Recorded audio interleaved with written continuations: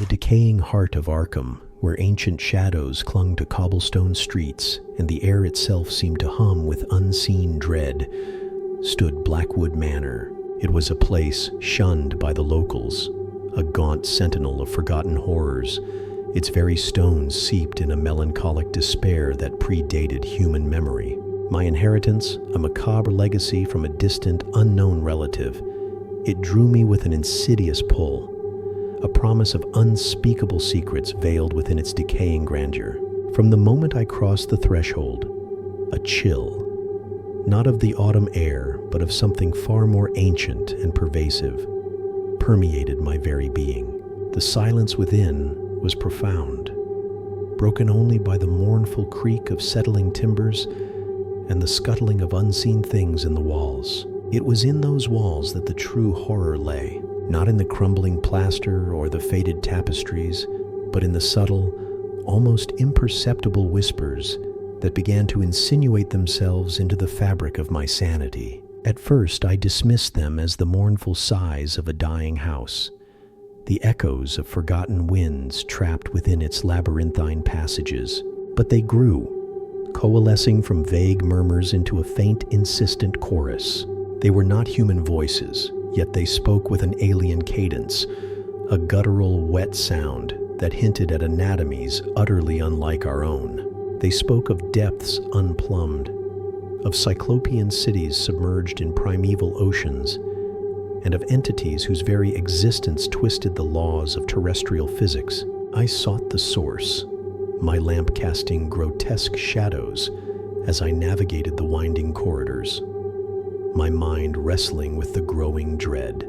The whispers seemed to emanate from everywhere and nowhere, a dreadful omnipresence that threatened to consume my reason. The very patterns of the faded wallpaper seemed to writhe, forming tessellations that hinted at geometries impossible to the sane mind. The air grew thick with a faint metallic odor, like ozone mixed with the stench of ancient decay. One evening, as the moon hung like a jaundiced eye in the ink-black sky, the whispers solidified. They spoke of it, an entity that had slumbered beneath the foundations of the manor since before the stars were right. They spoke of its awakening, a slow, inexorable stirring from aeons of cosmic slumber, fueled by the very despair that permeated the house. And then, the walls themselves began to breathe, a subtle undulation, a sickening pulse that synchronized with the unnatural rhythm of my own terrified heart. I fled Blackwood Manor that night, leaving behind the whispers and the breathing walls, but not the horror, for the voices, though faint, still echo in the dark recesses of my mind, and I often wonder if the walls merely spoke what it already knew, or if they were, in truth, the very skin of the nameless thing that stirs beneath Arkham, waiting for the final, terrible dawn. And sometimes, in the deepest silence of the night, I can almost hear the faint.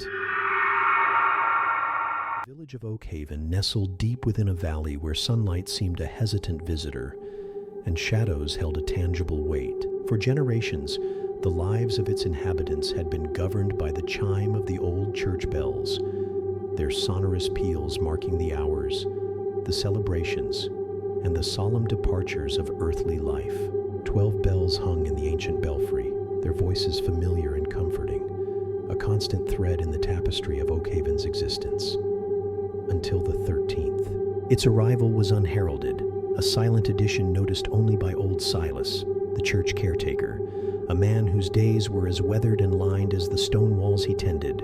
He'd been inspecting the belfry's timbers, the scent of dust and age heavy in the air when he saw it.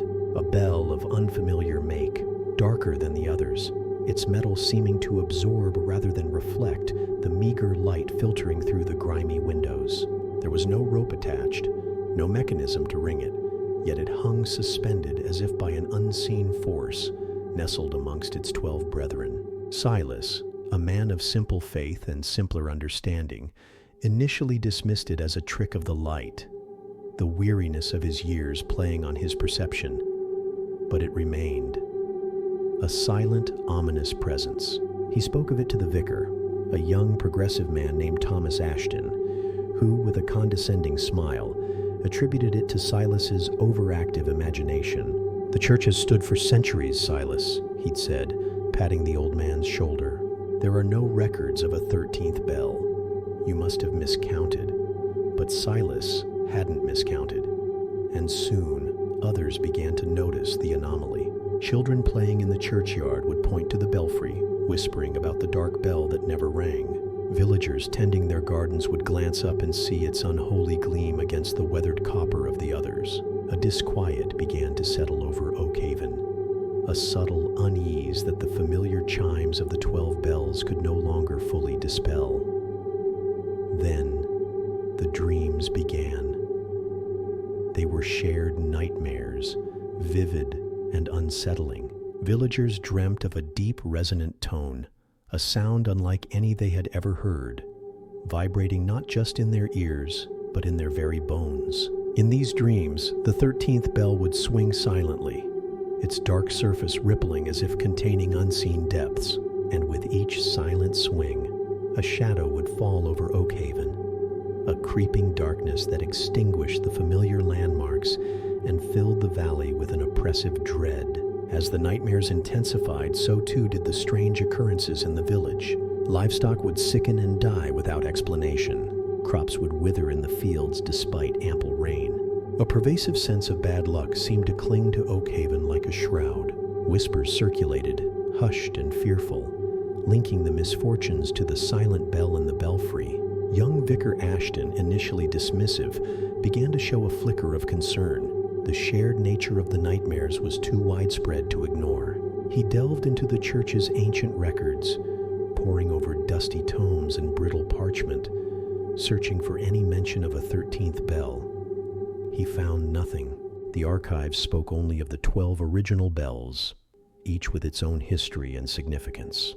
The silence surrounding the new edition was more disturbing than any explanation. One stormy night, as thunder rattled the church windows and rain lashed against the ancient stone, the 13th bell finally rang. It was not a sound that belonged to the earthly realm. It was a low, guttural moan, a vibration that seemed to emanate from the very heart of the earth.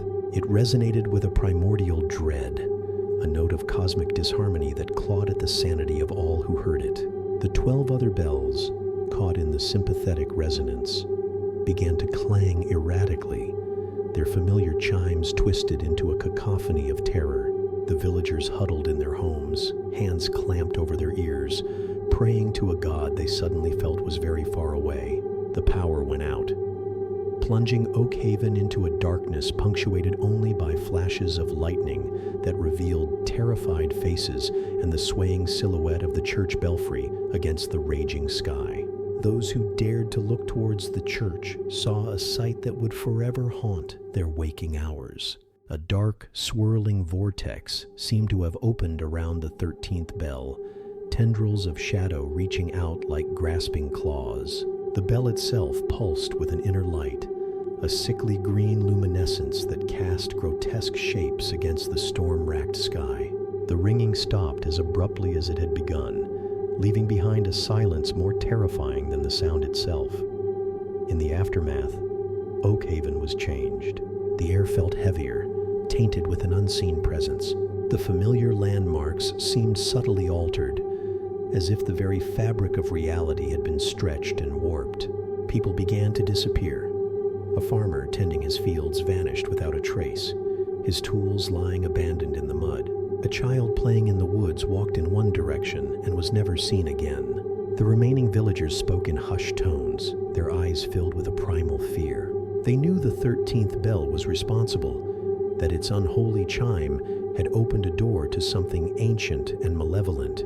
Vicar Ashton, his youthful optimism shattered, became consumed by a desperate need to understand. He returned to the church, the air inside thick with a cold, unnatural stillness. The 12 bells hung silent, but the 13th, it seemed larger now, its darkness more profound.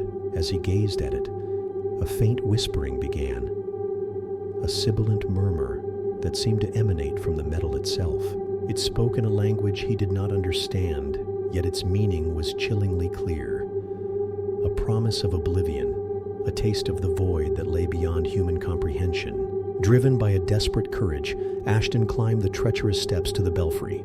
The air grew colder with each ascent, the whispers louder, more insistent.